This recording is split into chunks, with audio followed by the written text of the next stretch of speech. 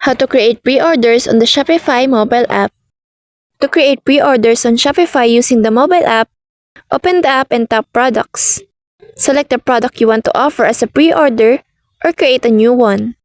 Scroll to the inventory section and make sure the option to continue selling when out of stock is enabled.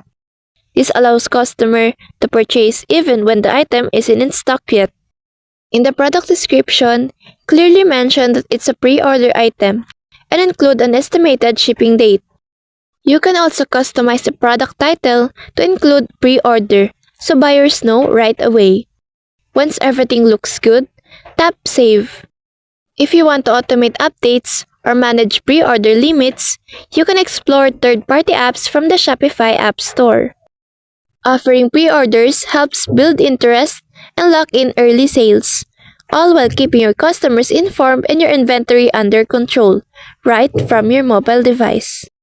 So that's all for this video. I hope this helps. Thank you.